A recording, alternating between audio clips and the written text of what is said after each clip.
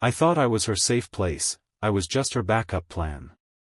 The moment I realized I was never her first choice wasn't dramatic. No screaming. No cheating caught in bed. No phone full of messages. It was worse. She looked me in the eyes and said, "I don't know if I would choose you, if I didn't need you." And somehow, that sentence destroyed me more than any betrayal ever could. I met Sophie at a time when I was finally comfortable being alone. Not lonely, alone. I had my routines, my work, my evenings that didn't depend on anyone else's mood. I wasn't chasing love. I wasn't desperate. She walked into my life quietly. A mutual friend introduced us at a small birthday gathering. Sophie didn't stand out at first. She wasn't loud or flirty. She asked thoughtful questions. She listened more than she talked. When I mentioned something I loved, she remembered it weeks later. That's how she got to me. We started talking more. Texts turned into calls. Calls turned into long walks at night. She opened up slowly.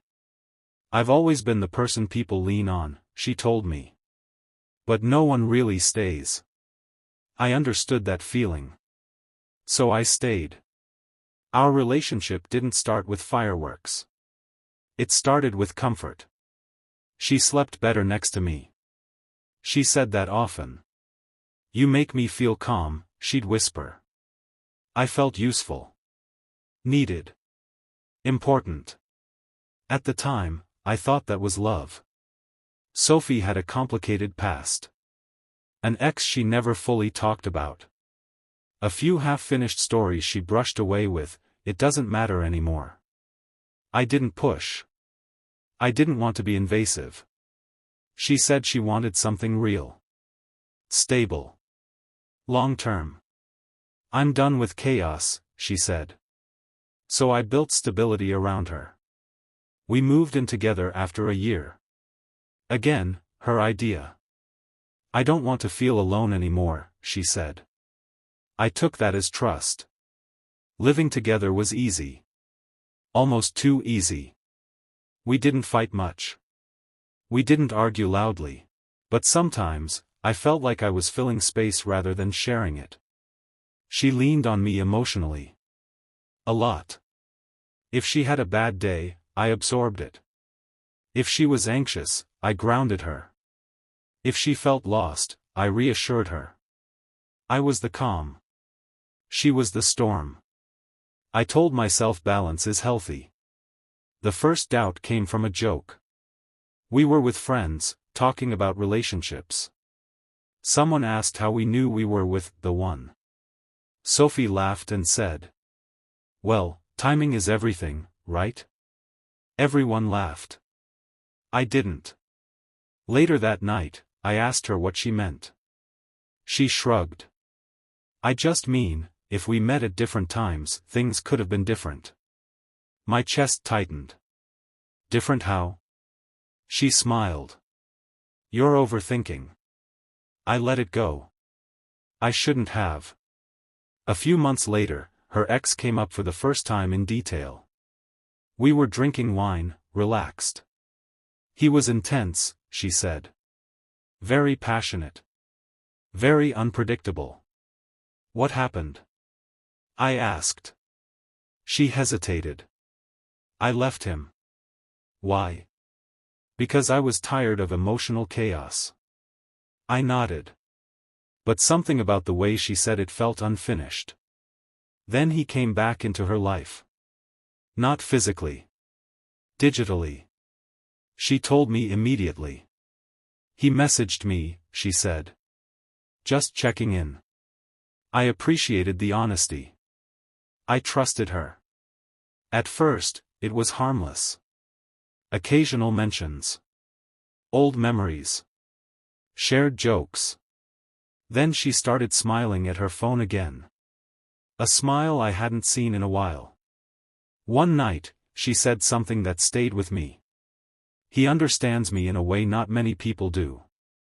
I didn't know what to say. So I stayed quiet. The distance between us grew slowly. She became less affectionate. Less present. But when I pulled away, she pulled me back. "Don't leave," she said once. "I need you." That sentence confused me. Need. Not want. The truth came out during an argument that wasn't even big. I told her I felt like I was giving more than I was receiving. She sighed. "I never asked you to save me," she said. That hurt. "But you let me," I replied. She looked away. That's when I asked the question I was afraid of. If he hadn't come back, would you still want this? Silence. Long silence. Then she said, "I don't know." That was the moment everything cracked. Over the next few days, pieces fell into place. She wasn't choosing between us.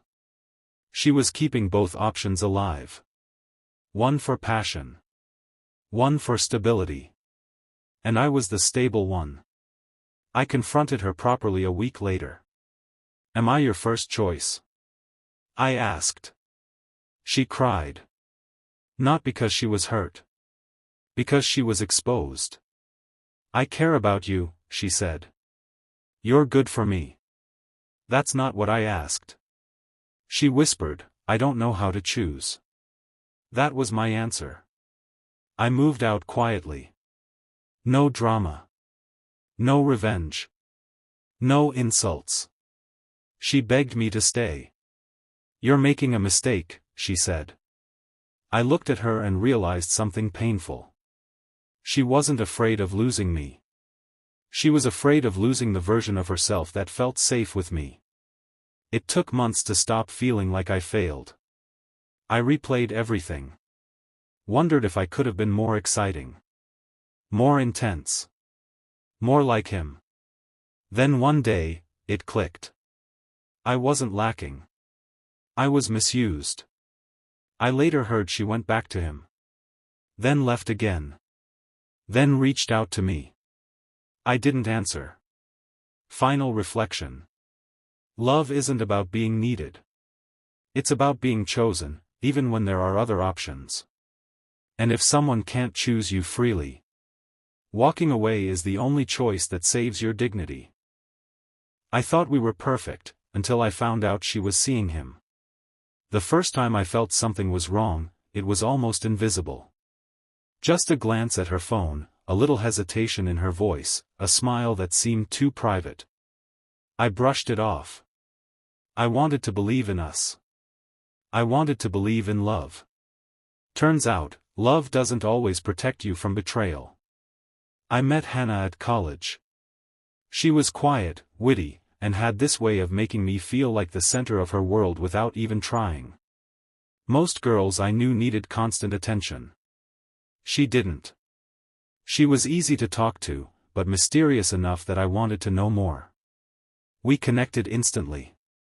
Long walks, late-night conversations, endless cups of coffee. Every day, she seemed to reveal a little more of herself, and I couldn't get enough. "I like that you listen," she said once. "Most people just talk at me." I smiled. "I'll listen forever." And I meant it. We started dating officially after a month. It felt natural. No pressure. No drama. Just us. I was falling fast, maybe too fast. She seemed to feel the same.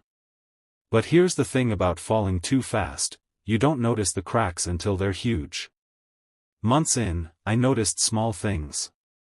She would sometimes zone out during calls, or suddenly say she was tired or stressed. Once, I caught her laughing at her phone in a way she hadn't done before, but when I asked, she said it was nothing. I wanted to believe her. I needed to. The first big red flag came during my birthday. I had planned a surprise party with close friends. I texted her to tell her not to mention it at work, just a small hint. She responded almost immediately, "Can't wait," face blowing a kiss. Perfect, right? Except that night, when I arrived home from work, she was quiet, distracted. Her phone buzzed constantly, but she ignored it. I asked who was texting her, and she said, "Just friends." I smiled, but deep down, a knot formed in my stomach. Weeks later, it happened again. I walked into her apartment unexpectedly. She was on a video call, laughing with someone. Someone I didn't know. Her face lit up differently than she ever did with me. And then I saw it. His name on her phone screen. I froze. She noticed me at the door and quickly minimized the window. "Oh, hey. Didn't hear you come in." I nodded slowly. "Who were you talking to?" "Just a friend." "A friend doesn't make you laugh like that. A friend doesn't make your cheeks flush." I wanted to ask, but I didn't. Not yet. The paranoia grew. I started noticing patterns. Secret calls, late-night messages, her suddenly needing space without explanation. I tried to ignore it, telling myself I was overthinking. But overthinking doesn't stop when the truth is waiting quietly behind the next message. One night, she fell asleep while I was reading beside her. Her phone lit up. I couldn't help it, curiosity got the best of me. I saw the messages. Not random. Not harmless. Detailed conversations about meeting up, secret dates, excuses, lies. He had been in her life for months without me knowing. "I miss you tonight," one message read. I felt like my chest had been punched. I confronted her the next day. She didn't deny it. She just cried. "I didn't mean for it to happen," she whispered. "What?" I asked. "I didn't want to hurt you," she said. The thing is, she did hurt me. And she knew exactly how. She explained it like this: he was her high school flame who reappeared. They didn't plan it. It just happened. She told me she loved me, but also admitted she didn't want to lose him entirely. I couldn't process it. I didn't sleep that night. Over the next few weeks, I tried to reconcile. She said she would cut contact, she would choose me. I wanted to believe her. I loved her. Too much. But love doesn't erase reality. Every time her phone buzzed, my heart stopped. Every time she smiled at me, I wondered if it was genuine or just habit. The final blow came unexpectedly. I was walking home from work when I saw her with him. Holding hands. Laughing. Like I wasn't even in the world. I froze. My world froze. She saw me eventually. And I will never forget the look on her face. Not guilt. Not shame. Just calm. "Hi," she said. I didn't respond. I moved out that night. No arguments. No yelling. Just a suitcase, a door, and the sound of the city swallowing my heartbreak. Months later, I realized something painful. I didn't lose her because I wasn't enough. I lost her because she didn't value the truth. Because she wanted two lives at once and I wasn't going to share her heart like that. Final reflection. Love isn't about holding someone close. It's about being chosen freely. And if someone can't choose you honestly, walking away is the only way to save yourself.